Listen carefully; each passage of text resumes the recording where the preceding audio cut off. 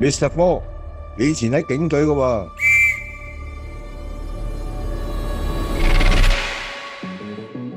而家考入嚟 DOJ，一定有你嘅高見嘅。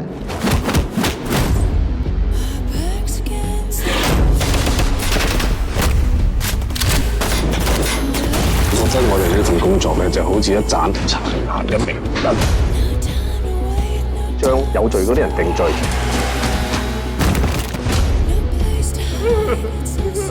還無辜者清白。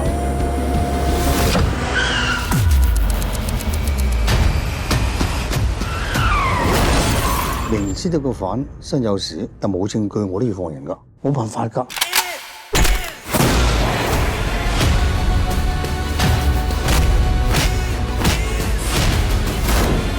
一個誤判就會摧毀一個家庭。